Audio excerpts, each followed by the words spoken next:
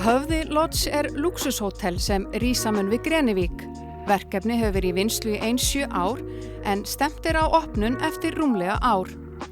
Þegar N4 var á ferðinni á byggingarstað í október var verið að reisa starfsmannahús sem mun hýsa verkamenn meðan verið að byggja hótelið en síðar mun starfsfólk á hótelinu búa þar. Þá var líka byrjað að steypa grunninn að sjálfu hótelinu sem og slá upp fyrir hesthúsi.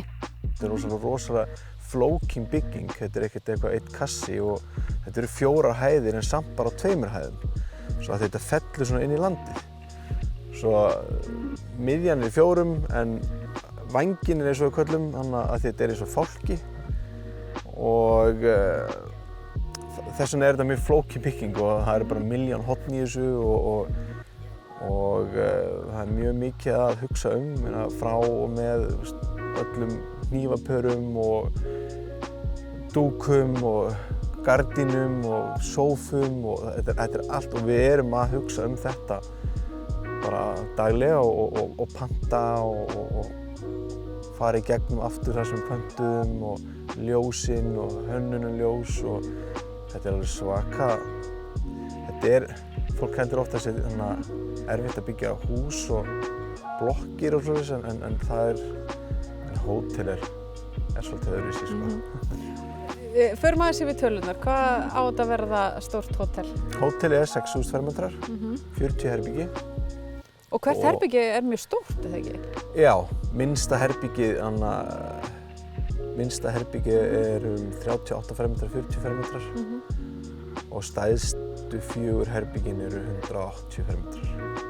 Svo þetta mjög stór herbyggi og þetta allt mjög stórt. Í hótelinu verða líka 2 fundarsalir, spa-aðstaða, golfhermir, inni- og útisundlaug, veitingastaður, vínherbergi og fleira. Björgvin segist reikna með því að helstu viðskiptavinir verði vel efnaðir erlendir gestir sem komi til Íslands til að skíða með fyrirtækinu þeirra Viking Heliskiing. Ef ekki skíðafæri, þá verður nóg annað við að vera fyrir gesti. Það við verum með hesthús fyrir 16 hesta sko. Stígur og svo efri þyrlupallur hérna rétt hérna hjá okkur sem við sjáum og svo neðri þyrlupallurinn og hann alveg ætlaður sjálfsögður 8 þyrlum hérna neðan við. Já. Svo það verður alveg nóg pláss fyrir mikið þyrlum ef þess þarf sko. Og við erum alla afþreyingu sem í boði sjálfsögður bara í Íslandi sko. Öll herbergi hótelsins hafa sjávarsýn og til þess að gestir njóti náttúrunnar sem allra best verður mikið gler í hótelinu. Og hvers skipti sem ég keyri hérna upp yfir, þá ég alveg bara, þá segi ég alltaf bara wow.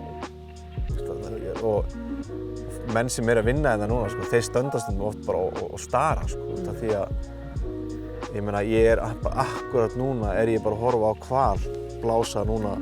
Og sér til þess bara hérna lengra og þeir að blása rétt hjá. Já.